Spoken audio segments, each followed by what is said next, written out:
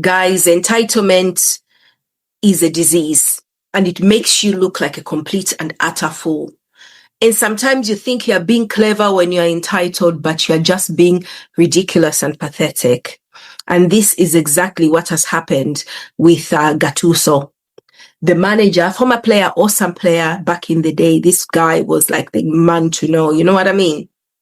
In football, he's now coaching Italy. And once again, Italy are not going to the World Cup. What does it say?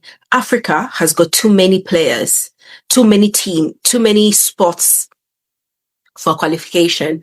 9 is too many, and they're also going to have this opportunity to go into the playoffs. He doesn't like the idea that Africa's got 9 spots. He doesn't think that, let's see, here is a comment from Gennaro Gattuso. It's not fair that in South America, 6 teams qualify for the World Cup and the 7th plays in the playoffs. While here in Europe, the groups are so tight. Not that there are too many groups or too few groups, but the groups are tighter apparently in Europe. Seeing the South American group with 6 teams directly qualify for the World Cup makes me feel a certain sadness. How pathetic does this guy have to be? Entitlement, these are people, these are teams who thought they were getting to the World Cup because they were so good, but they were getting there because it was the old days of the Sepp Blatters. He was pandering to them, making sure they are in the tournament without qualifying for it. People like Gattuso are the ones who want this Club World Cup kind of football where there's no relegation, only the big teams with these big profiles play each other, whether they're good or bad, and just keep the money and the opportunities rolling amongst themselves. They don't want a team like Zambia to ever have a chance to go and play at the World Cup. And it winds me up.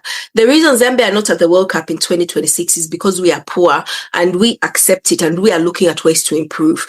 Let me tell you why Italy have not qualified to go to the World Cup this time around. They're in a team playing Norway.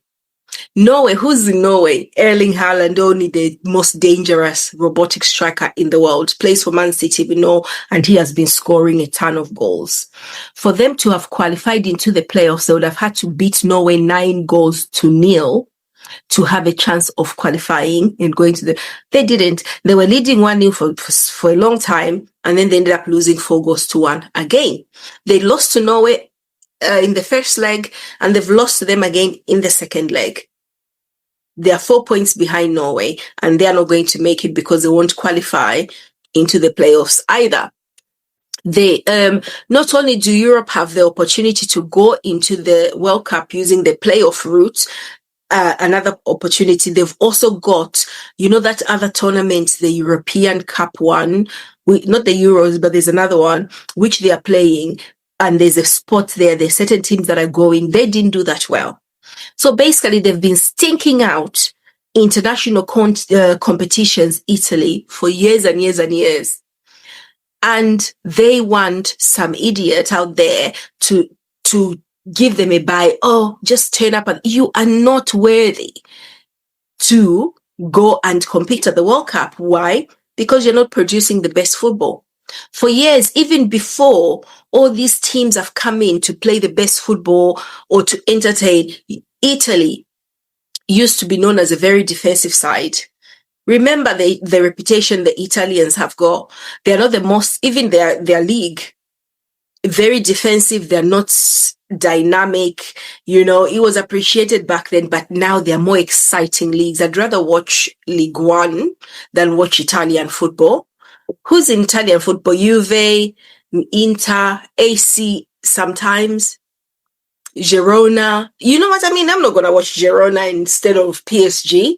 That's just not going to happen. So basically, Italy, you have got a lot of cultural issues around football. You need to sort them out before you start pointing fingers at Africa. African players have taken over. We play in every single major league in football. We are in the Italian league. We are kicking butt in the Italian league. We are in the French league. We are kicking butt. We are playing for France.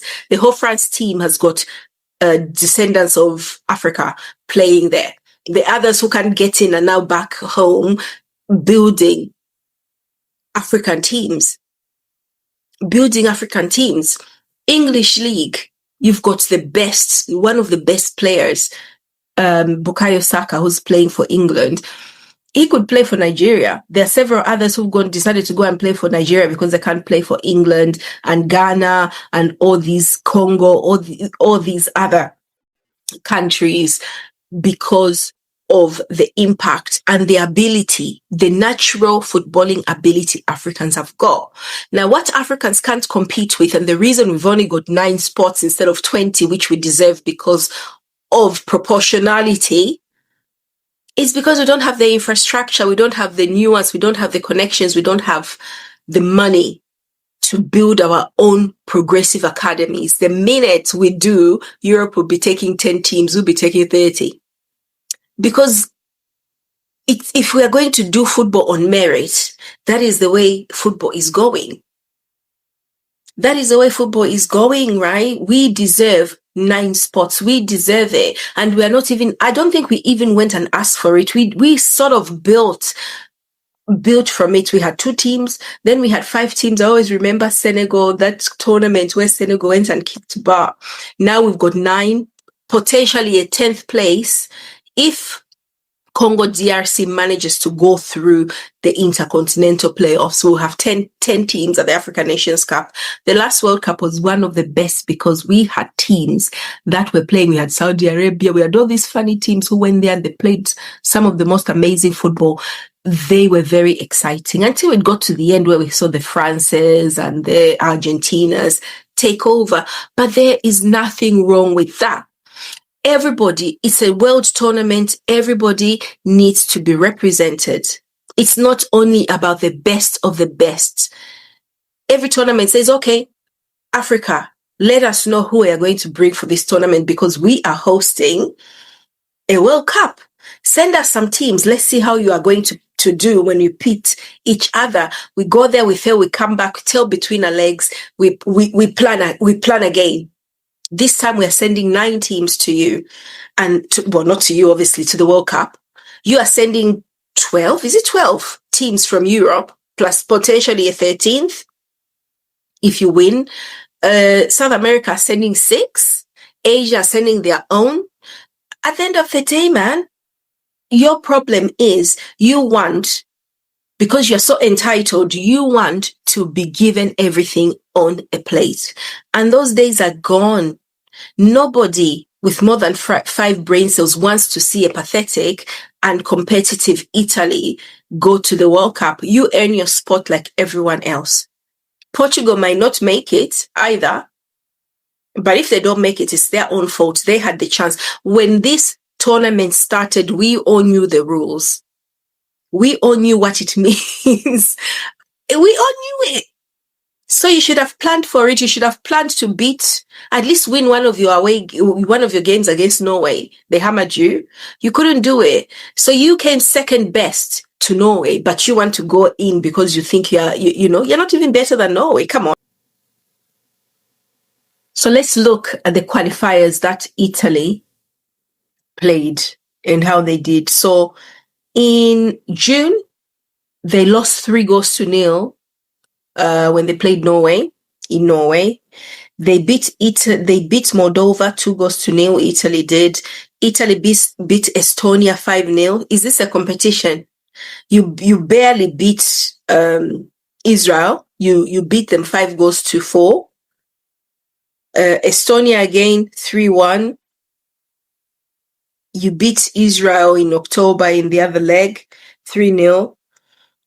You beat Moldova 2-0. Norway beat Italy again in November 4-1. Well, yesterday, 16th, yeah, today. 4-1. You beat them 4-1. Then they beat you 4-1. Then they beat you in June 3-0. So this is where you lost it.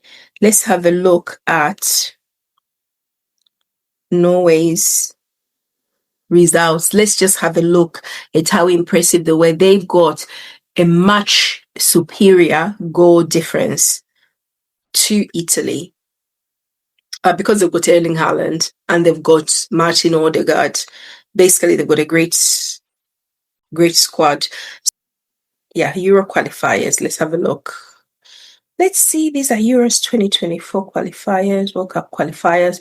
So yeah, beat Estonia 4-1. Beat you 4-1. And then they 1-0 Estonia, 3-0 Italy. They beat Israel 4-2. They beat Norway 5-0. While you are winning 2-0, 1-0, they are scoring 4-5 past teams because of the way they are set up, the way they approach the tournament. Italy, not even Italy, I shouldn't blame the whole Italy when we're just dealing with one person, Gattuso, who refuses to take responsibility for the weaknesses. Gattuso needs to leave. Quit that job. You're not good enough to manage Italy. Let them find somebody more progressive. Let them change the approach to football. We do not want to watch Italian football. So you can defend yourselves out of, you get to the finals, semi-finals defensively with no flair. There's defensive football we can enjoy, but in a tournament, in a cup game, we want something else. We want excitement. And there's nobody in the Italian team who I can say is a world beater. But regardless, I think it is disgraceful that instead of taking responsibility, you think pointing at Africa, trying to diminish us, trying to put African teams in a negative light for your own, instead of accepting your own failures, is not a good excuse anymore. It is out of order. It is something we are not going to accept anymore. And you should be ashamed of yourself, right? Thank you so much. That's all I wanted to say. I was very upset. I was